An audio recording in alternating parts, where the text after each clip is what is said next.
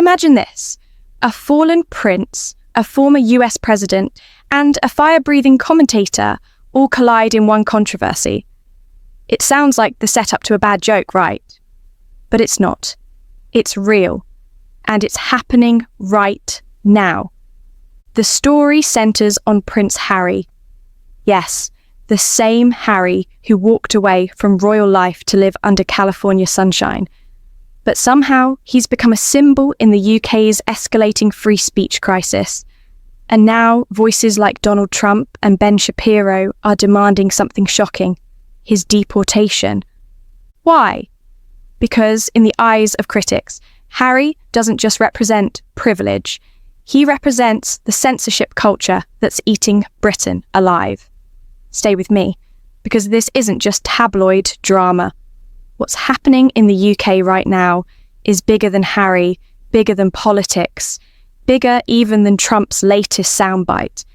It's about ordinary people being arrested over tweets, comedians dragged into courtrooms, flags being treated as crimes, and the world is finally starting to notice.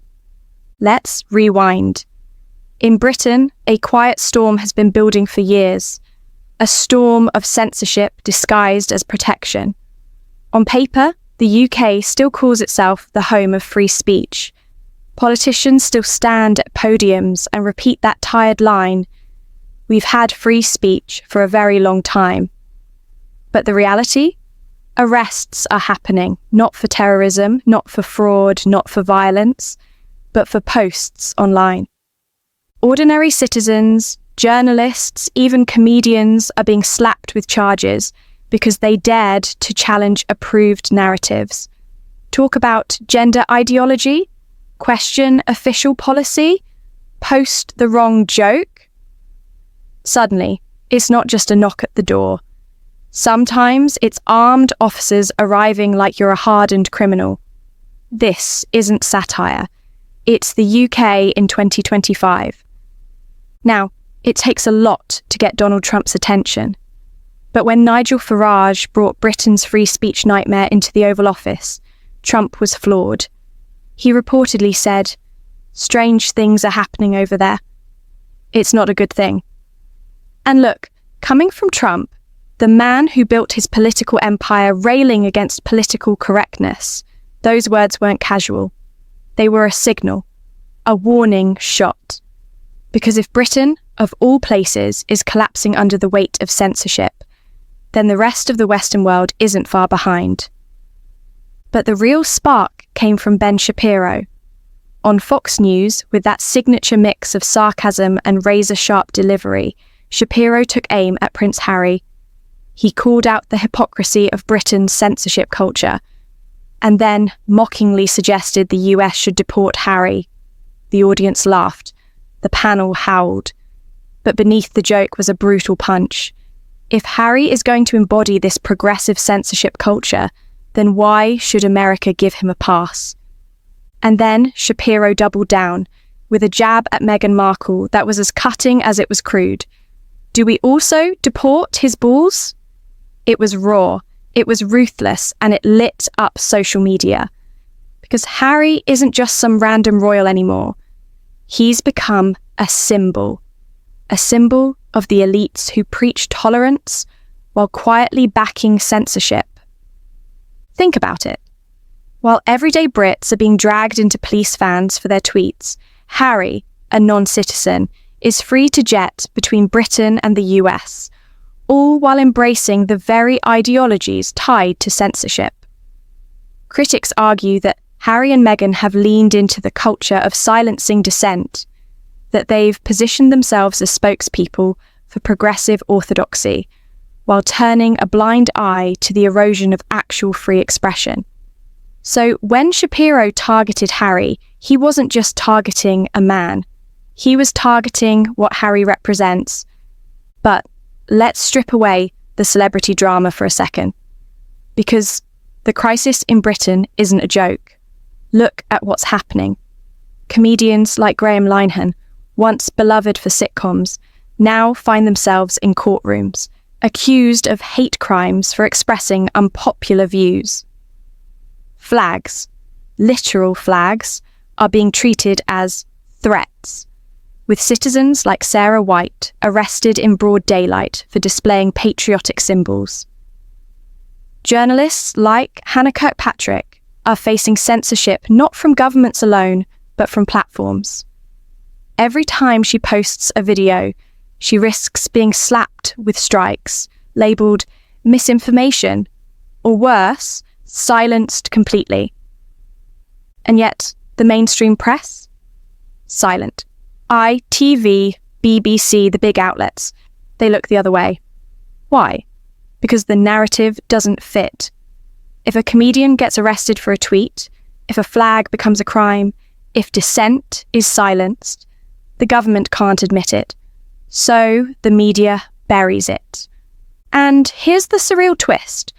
While British leaders pretend nothing's wrong, it's American voices filling the silence. Trump, Shapiro, Fox News, Elon Musk, even ordinary Americans are DMing British journalists, telling them to flee, to seek asylum, to never come back. Imagine that. The United States, often mocked for its chaos, now looks like the safe haven for free speech. Some Brits are half-jokingly calling for America to annex them as the 51st state. Because, at least in the US, free speech still means something. The most heartbreaking moment? Graham Linehan outside a courtroom. A man who once made millions laugh now says he can't live in a country where comedy itself is criminalized. His words weren't fiery. They were weary. The voice of someone who watched his homeland transform into something unrecognizable. Linehan eventually announced he's leaving Britain, relocating to the US to continue his work. Not for opportunity, but for survival. Think about the symbolism of that. A comedian fleeing the UK because jokes are now treated as crimes. Then there's Hannah Kirkpatrick. Once a Sky News journalist, now a viral online commentator, she's become a lightning rod for exposing Britain's censorship machine. Her videos blend humour with brutal honesty, but behind the jokes is real fear. Every time she posts, she risks punishment. Her inbox fills with warnings. Be careful. Don't come home. You'll get arrested. To dodge censors, she disguises her critiques as comedy skits, like pretending to run a speech approval call centre, mocking the absurdity of needing permission just to speak. Her content doesn't just go viral in Britain, it crosses oceans. Americans see it, share it, and ask, is this what's coming for us next? Nigel Farage, love him or hate him, spelled it out bluntly before US lawmakers. He described a Britain where ordinary people are punished for expressing mainstream views, where dissent is no longer tolerated, where free speech exists only on paper. And in that moment, Farage's voice carried further than any British politician's, because the truth hit harder abroad than it did at home. Of course, the UK government insists none of this is happening. Officials repeat the same broken line: free speech is alive and well. But when confronted directly, even in Washington, they deny, deflect, and outright lie. Meanwhile, the arrests keep happening. The censorship continues, and the gap between official rhetoric and lived reality grows wider by the day. Let's call it what it is. When 5 armed officers show up at someone's house because of a tweet, that's not politics.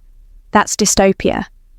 When comedy sketches are flagged as hate crimes, when flags trigger arrests, when journalists flee their country in fear, you're not protecting society.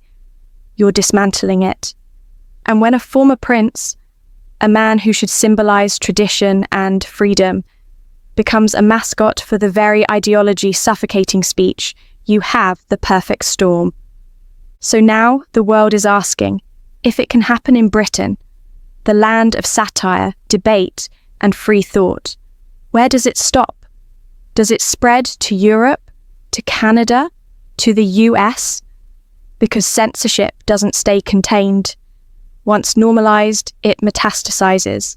Prince Harry didn't ask to become the symbol of Britain's free speech collapse, but here we are.